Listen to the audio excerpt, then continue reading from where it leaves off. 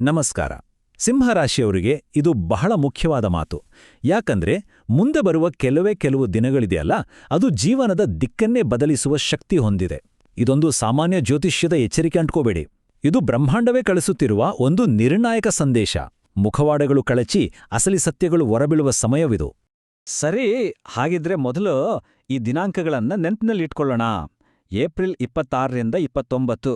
ಈ 4 ದಿನಗಳು ಸುಮ್ಮನೆ ಬಂದು ಹೋಗೋ ದಿನಗಳಲ್ಲ. ಗ್ರಹಗಳ ಚಲನೆಯಿಂದ ಒಂದು ಅಸಾಮಾನ್ಯ ಸಂಯೋಜನೆ ಆಗ್ತಿದೆ. ಅಂದ್ರೆ ಇದೊಂದು ಕೇವಲ ಬದಲಾವಣೆ ಅಲ್ಲ, ಜೀವನದ ಕಥೆಯಲ್ಲೇ ಒಂದು ದೊಡ್ಡ ತಿರುವು ಬರಲಿದೆ ಅನ್ನೋದರ ಸೂಚನೆ ಇದು. ಹಾಗಿದ್ರೆ ಈ ಸಮಯದ ಅಸಲಿ ಸಂದೇಶವಾದ್ರೂ ಏನು? ಕೇಳಿ, ಇಷ್ಟು ದಿನ ಅಡಗಿದ್ದ ಸತ್ಯಗಳು ಹೊರಗೆ ಬರುವ ಸಮಯವಿದು.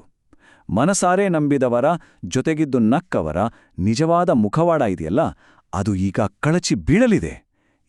ಯಾರು ಅಂತ ಗೊತ್ತಾಗ್ಲಿದೆ. ಸರಿ, ಹಾಗಿದ್ರೆ ಈ ಬ್ರಹ್ಮಾಂಡದ ಎಚ್ಚರಿಕೆಯ ಮೊದಲ ಭಾಗ ಏನ್ ಹೇಳುತ್ತೆ ನೋಡೋಣ ಬನ್ನಿ. ಇಲ್ಲಿವರೆಗೂ ಕಣ್ಣು ಮುಚ್ಚಿ ನಂಬಿಕೆ ಇಟ್ಟಿದಾರಲ್ಲ, ಆ ನಂಬಿಕೆಗಳೆಲ್ಲ ಒಂದು ದೊಡ್ಡ ಪರೀಕ್ಷೆಗೆ ಒಳಗಾಗ್ಲಿವೆ. ಕೆಲವರು ಸಿಂಹರಾಶಿಯವರ ಒಳ್ಳೆಯತನವನ್ನೇ ದೌರ್ಬಲ್ಯ ಅಂತ ತಿಳ್ಕೊಂಡಿರ್ಬೋದು. ಆದ್ರೆ ಆ ಸತ್ಯಗಳೆಲ್ಲ ಬೆಳಕಿಗೆ ಬರುವ ಸಮಯ ಈಗ ಬಂದಿದೆ. ಈ ದಿನಗಳಲ್ಲಿ ನೋಡೋ ಘಟನೆಗಳು, ಕೇಳೋ ಮಾತುಗಳು ಆಘಾತ ಉಂಟು ಮಾಡಬಹುದು. ಅಯ್ಯೋ, ಇವ್ರಾ ಹೀಗ್ ಮಾಡಿದ್ದು ಅಂತ ಆಶ್ಚರ್ಯ ಆಗೋದು ಸಹಜ. ಯಾಕಂದ್ರೆ ಯಾವತ್ತೂ ಊಹಿಸ್ತಂತೋ ಜನರ ಮತ್ತೊಂದು ಮುಖ ಕಾಣಿಸೋಕ್ ಶುರು ಆಗತ್ತೆ. ಹಾಗಿದ್ರೆ ಈ ಸತ್ಯಗಳು ಯಾಕೆ ಇಷ್ಟೊಂದು ನೋವು ಕೊಡತ್ತೆ? ನೋಡಿ, ಶತ್ರುಗಳು ಮೋಸ ಮಾಡಿದ್ರೆ ಅದನ್ನು ನಿಭಾಯಿಸ್ಬೋದು, ಅದು ನಿರೀಕ್ಷಿತ. ಆದ್ರೆ ನಮ್ಮವರೇ ಅಂತ ಅನ್ಕೊಂಡೋರು ದ್ರೋಹ ಮಾಡಿದಾಗ ಆಗೋ ನೋವಿದೆಯಲ್ಲ, ಅದು ನೇರವಾಗಿ ಆತ್ಮಕ್ಕೆ ಗಾಯ ಮಾಡುತ್ತೆ. ಈ ಅನುಭವ ಕಠಿಣ ಅನ್ಸ್ಬೋದು, ಆದ್ರೆ ಸತ್ಯವನ್ನು ತಿಳ್ಕೊಳ್ಳಕ್ಕೆ ಇದೊಂದು ದೊಡ್ಡ ಅವಕಾಶ ಕೂಡ ಹೌದು. ಈ ನಂಬಿಕೆಯ ಪರೀಕ್ಷೆ ಎಲ್ಲೋ ದೂರದಲ್ಲಿ ನಡೆಯೋದಲ್ಲ, ಬದಲಾಗಿ ನಮ್ಮ ಅತಿ ಹತ್ತಿರದ ಸಂಬಂಧಗಳಲ್ಲೇ ನಡೆಯಲಿದೆ. ಅಂದ್ರೆ ಕುಟುಂಬ, ಸ್ನೇಹಿತರು, ಸಂಗಾತಿ ಇವರ ಜೊತೆಗಿನ ಬಾಂಧವ್ಯದ ಮೇಲೆ ಇದು ಹೇಗೆ ಪರಿಣಾಮ ಬೀರುತ್ತೆ ಅಂತ ನೋಡೋಣ. ನೋಡಿ, ಈ ದಿನಗಳಲ್ಲಿ ದ್ರೋಹ ಅನ್ನೋದು ಒಂದೇ ರೀತಿ ಬರೋದಿಲ್ಲ. ಅದು ಹಲವು ರೂಪ ತಡೆದು ಬರ್ಬೋದು. ಉದಾಹರಣೆಗೆ, ಯಶಸ್ಸನ್ನ ಕಂಡು ಹೊಟ್ಟೆ ಕಿಚ್ಚುಪಡೋ ಸ್ನೇಹಿತರು ಕಾಣಿಸ್ಬೋದು. ಕುಟುಂಬದವರೇ ತಪ್ಪು ತಿಳುವಳಿಕೆ ಸೃಷ್ಟಿ ಮಾಡಬಹುದು. ಅಷ್ಟೇ ಯಾಕೆ, ನಂಬಿ ಹಂಚಿಕೊಂಡ ರಹಸ್ಯಗಳೇ ನಮ್ಮ ವಿರುದ್ಧ ಅಸ್ತ್ರವಾಗಿ ಬಳಕೆಯಾಗೋ ಅಪಾಯವೂ ಇದೆ. ಹಾಗಿದ್ರೆ ಇಂಥ ಸಮಯದಲ್ಲಿ ನಂಬಿಕೆಯೇ ಮುರಿದು ಬಿದ್ದಾಗ ತಕ್ಷಣ ಕೋಪ ಅಥವಾ ದುಃಖ ಬರೋದು ಸಹಜ. ಆದ್ರೆ ಆ ಸಂದರ್ಭದಲ್ಲಿ ಬುದ್ಧಿವಂತಿಕೆಯಿಂದ ವರ್ತಿಸೋದು ಹೇಗೆ? ಮುಂದಿನ ದಾರಿ ಯಾವುದು? ನೋಡಿ, ಇಂತಹ ವೈಯಕ್ತಿಕ ದ್ರೋಹಗಳನ್ನ ಎದುರಿಸೋಕೆ ದುಡುಕಿನ ನಿರ್ಧಾರಗಳು ಖಂಡಿತ ಬೇಡ. ಬದಲಾಗಿ ಈ ಹಂತಗಳನ್ನ ಪಾಲಿಸೋದು ಜಾಣತನ. ಮೊದಲನೇದಾಗಿ, ಯಾರು ಏನ್ ಮಾತಾಡ್ತಾರೆ, ಹೇಗೆ ನಡ್ಕೊಳ್ತಾರೆ ಅಂತ ಸುಮ್ನೆ ಗಮನಿಸಿ. ಯಾವುದೇ ಮಾಹಿತಿ ಬಂದ್ರೂ ಅದನ್ನ ನಂಬೋ ಮೊದಲು ಪರಿಶೀಲನೆ ಮಾಡಿ. ಯಾಕಂದ್ರೆ ಆತುರದಲ್ಲಿ ತಗೊಳ್ಳೋ ನಿರ್ಧಾರಗಳು ಆಮೇಲೆ ಪಶ್ಚಾತ್ತಾಪಕ್ಕೆ ಕಾರಣವಾಗ್ಬೋದು. ಸರಿ, ಇಷ್ಟೊತ್ತು ವೈಯಕ್ತಿಕ ಜೀವನದ ಬಗ್ಗೆ ಮಾತಾಡಿದ್ವಿ. ಆದ್ರೆ ಈ ಸವಾಲುಗಳು ಅಷ್ಟಕ್ಕೆ ಸೀಮಿತವಲ್ಲ. ವೃತ್ತಿ ಜೀವನ ಅಂದ್ರೆ ಕೆಲ್ಸ ಮಾಡೋ ಜಾಗದಲ್ಲೂ ಅಷ್ಟೇ ಎಚ್ಚರಿಕೆ ಬೇಕು. ಅಲ್ಲಿ ಪ್ರಗತಿಯನ್ನ ಹೇಗೆ ರಕ್ಷಿಸ್ಕೊಳ್ಬೇಕು ಅಂತ ನೋಡೋಣ. ಕೆಲಸದ ಸ್ಥಳದಲ್ಲಿ ಒಂದು ವಿಚಿತ್ರವಾದ ಸತ್ಯ ಇದೆ ಗೊತ್ತಾ? ಕೆಲವೊಮ್ಮೆ ನಮ್ಮ ಕಠಿಣ ಪರಿಶ್ರಮ ಮತ್ತೆ ಪ್ರತಿಭೆ ನಮಗೆ ಸಮಸ್ಯೆಯಾಗತ್ತೆ. ನಮ್ಮ ಬೆಳವಣಿಗೆಯನ್ನ ಸಹಿಸೋಕಾಗದ ಸಹೋದ್ಯೋಗಿಗಳು ಪ್ರಗತಿಗೆ ಅಡ್ಡಿಪಡಿಸಬಹುದು ಅಥವಾ ನಮ್ಮ ಬಗ್ಗೆ ಕೆಟ್ಟ ಅಭಿಪ್ರಾಯ ಮೂಡಿಸೋಕೆ ಪ್ರಯತ್ನ ಪಡಬಹುದು. ಇಂಥ ಸಂದರ್ಭದಲ್ಲಿ ಕೊಡಬಹುದಾದ ಮುಖ್ಯ ಸಲಹೆ ಅಂದ್ರೆ, ಮಾತಿನ ಚಕಮಕಿಗಳಿಂದ ದೂರ ಇರಿ. ತಮ್ಮ ಮೌಲ್ಯವನ್ನ ತಮ್ಮ ಕಾರ್ಯಕ್ಷಮತೆಯ ಮೂಲಕ ಸಾಬೀತುಪಡಿಸಿ. ಮಾತುಗಳಿಂದಲ್ಲ, ಕೆಲಸದಿಂದ ಉತ್ತರ ಕೊಡಿ. ಕೊನೆಗೆ ನಿಮ್ಮ ಮೇಲಿನ ನಂಬಿಕೆ ಮತ್ತೆ ನಿಮ್ಮ ಪ್ರತಿಭೆಯೇ ಗೆಲ್ಲೋದು. ವೈಯಕ್ತಿಕ ಸಂಬಂಧಗಳು, ವೃತ್ತಿಜೀವನ ಇಷ್ಟೇ ಅಲ್ಲ, ಹಣಕಾಸಿನ ವಿಷಯದಲ್ಲೂ ಈ ಸಮಯದಲ್ಲಿ ತುಂಬಾನೇ ಜಾಗರೂಕರಾಗಿರ್ಬೇಕು. ನಮ್ಮ ಆಸ್ತಿಗಳನ್ನ ಹೇಗೆ ಕಾಪಾಡಿಕೊಳ್ಬೇಕು ಅಂತ ನೋಡೋಣ. ಈ ದಿನಗಳಲ್ಲಿ ಹಣದ ವಿಷಯದಲ್ಲಿ ನಂಬಿದವರಿಂದಲೇ ಮೋಸ ಹೋಗೋ ಸಾಧ್ಯತೆಗಳು ಹೆಚ್ಚು.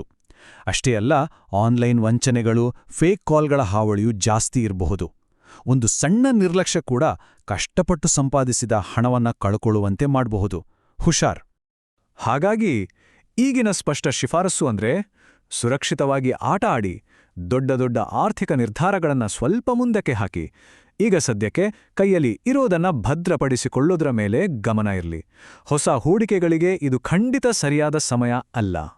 ಸರಿ, ಇಷ್ಟೆಲ್ಲ ಸವಾಲ್ಗಳನ್ನ ಎದುರಿಸೋಕೆ ನಮ್ಮ ಮನೋಭಾವ ಹೇಗಿರಬೇಕು? ಈ ಕಷ್ಟದ ಸಮಯವನ್ನ ಜ್ಞಾನದಿಂದ ದಾಟೋಕೆ ಯಾವ ತಂತ್ರವನ್ನ ಅಳವಡಿಸ್ಕೊಳ್ಬೇಕು? ಇದರ ಬಗ್ಗೆ ಈಗ ಮಾತಾಡೋಣ. ಈ ದಿನಗಳಲ್ಲಿ ಗೋಪ್ಯತೆ ಅನ್ನೋದೇ ಒಂದು ರಕ್ಷಣಾ ಕವಚ. ನಮ್ಮ ಆಲೋಚನೆಗಳನ್ನ, ಪ್ಲಾನ್ಗಳನ್ನ ಎಲ್ಲರ ಜೊತೆ ಹಂಚ್ಕೊಳ್ಳೋ ಅಭ್ಯಾಸ ಇದ್ರೆ ಈ ಸಮಯದಲ್ಲಿ ಅದನ್ನ ಸ್ವಲ್ಪ ನಿಯಂತ್ರಿಸೋದು ಬಹಳ ಉತ್ತಮ. ಈ ಮಾತನ್ನ ಕೇಳಿ ಎಷ್ಟು ಅದ್ಭುತವಾಗಿದೆ. ಇದು ನಮ್ಮ ಪರ್ಸನಲ್ ಪ್ಲಾನ್ಗಳ ವಿಷಯದಲ್ಲಿ ಎಷ್ಟು ವಿವೇಚನೆ ಬೇಕು ಅನ್ನೋದನ್ನ ಒತ್ತಿ ಹೇಳುತ್ತೆ ಅಲ್ವಾ? ಕೆಲವೊಮ್ಮೆ ಮೌನವೇ ಒಂದು ದೊಡ್ಡ ಶಕ್ತಿ. ಸರಿ, ಇಷ್ಟೆಲ್ಲ ಎಚ್ಚರಿಕೆಗಳನ್ನ ಕೇಳಿದ ಮೇಲೆ ಈ ಸವಾಲುಗಳನ್ನ ಧೈರ್ಯದಿಂದ ಎದುರಿಸೋಕೆ ಒಂದು ದಾರಿ ಬೇಡ್ವಾ? ಖಂಡಿತ ಇದೆ. ನೆಗೆಟಿವ್ ಎನರ್ಜಿಯನ್ನ ದೂರ ಇಟ್ಟು ಪಾಸಿಟಿವಿಟಿಯನ್ನ ಹೆಚ್ಚಿಸೋಕೆ ಕೆಲವು ಸರಳ ಪರಿಹಾರಗಳಿವೆ. ಅವುಗಳನ್ನ ನೋಡೋಣ ಬನ್ನಿ. ಇಲ್ಲಿ ಕಾಣುತ್ತಿರೋ ಸರಳ ಪರಿಹಾರಗಳು ನಮ್ಮ ಸುತ್ತ ಒಂದು ಪಾಸಿಟಿವ್ ಎನರ್ಜಿನ ಕಟ್ಟೋಕೆ ಸಹಾಯ ಮಾಡುತ್ತೆ. ಪ್ರತಿದಿನ ಸೂರ್ಯನಿಗೆ ನೀರರ್ಪಿಸೋದು, ಓಂ ನಮೋ ನಾರಾಯಣಾಯ ಅಂತ ಮಂತ್ರ ಜಪಿಸೋದು, ಹಾಗೆ ನಿರ್ಗತಿಕರಿಗೆ ಸಹಾಯ ಮಾಡೋದು, ಇವೆಲ್ಲ ಮನಸ್ಸಿಗೆ ಒಂದು ಸ್ಥಿರತೆ ಮತ್ತು ಧೈರ್ಯವನ್ನ ಕೊಡುತ್ತೆ. ಈ ಪರಿಹಾರಗಳ ಹಿಂದಿನ ಆಳವಾದ ಉದ್ದೇಶವನ್ನ ಅರ್ಥ ಮಾಡ್ಕೋಬೇಕು. ಇವು ಕೇವಲ ಆಚರಣೆಗಳಲ್ಲ, ಬದಲಾಗಿ ಮನಸ್ಸನ್ನ ಶಾಂತಗೊಳಿಸಿ ನಮ್ಮೊಳಗಿನ ಶಕ್ತಿಯನ್ನ ಹೆಚ್ಚಿಸೋಕೆ ಇರೋ ಸಾಧನಗಳು. ಮನಸ್ಸು ಯಾವಾಗ ಶಾಂತವಾಗಿರುತ್ತೋ ಆಗ ಯಾವುದೇ ಸವಾಲನ್ನ ಎದುರಿಸೋಕೆ, ಸರಿಯಾದ ನಿರ್ಧಾರ ತಗೊಳ್ಳೋಕೆ ಸಾಧ್ಯವಾಗುತ್ತೆ. ಒಂದು ವಿಷಯ ನೆನ್ಪಿರ್ಲಿ, ಈ ಕಠಿಣ ಸಮಯ ಅನ್ನೋದು ಅಂತ್ಯವಲ್ಲ, ಇದೊಂದು ಪರೀಕ್ಷೆ. ಎದುರಾಗೋ ಪ್ರತಿಯೊಂದು ಸಮಸ್ಯೆನೂ ಒಂದೊಂದು ಪಾಠ, ಮತ್ತು ಅದು ನಮ್ಮನ್ನ ಇನ್ನಷ್ಟು ಬಲಶಾಲಿಗಳನ್ನಾಗಿ ಮಾಡುತ್ತೆ. ಈ ಪರೀಕ್ಷೆಯಿಂದ ತಪ್ಪಿಸ್ಕೊಳ್ಳೋದ್ರಲ್ಲಿ ಯಶಸ್ಸಿಲ್ಲ, ಬದಲಾಗಿ ಅದರಿಂದ ಇನ್ನಷ್ಟು ಸ್ಟ್ರಾಂಗ್ ಆಗಿ ಹೊರಬರೋದ್ರಲ್ಲೇ ನಿಜವಾದ ಗೆಲುವು ಇರೋದು. ಹಾಗಿದ್ರೆ ಈ ಒಂದು ಪ್ರಶ್ನೆಯೊಂದಿಗೆ ಇವತ್ತಿನ ಈ ವಿಶ್ಲೇಷಣೆಯನ್ನು ಮುಗಿಸೋಣ. ಮುಖವಾಡಗಳು ಬಿದ್ದು ಸತ್ಯ ಬಯಲಾದಾಗ ಯಾವ ಹೊಸ ಆರಂಭ ಸಾಧ್ಯ? ಯೋಚನೆ ಮಾಡಿ. ತಪ್ಪು ವ್ಯಕ್ತಿಗಳು ಜೀವನದಿಂದ ದೂರವಾದಾಗ ನಿಜವಾದ ಮತ್ತು ಯೋಗ್ಯ ವ್ಯಕ್ತಿಗಳಿಗೆ ಜಾಗ ಸಿಕ್ಕ ಹಾಗೆ ಇದು ಭವಿಷ್ಯವನ್ನ ಇನ್ನಷ್ಟು ಉಜ್ವಲವಾಗಿಸೋಕೆ ಸಿಕ್ಕಿರೋ ಒಂದು ಸುವರ್ಣಾವಕಾಶ.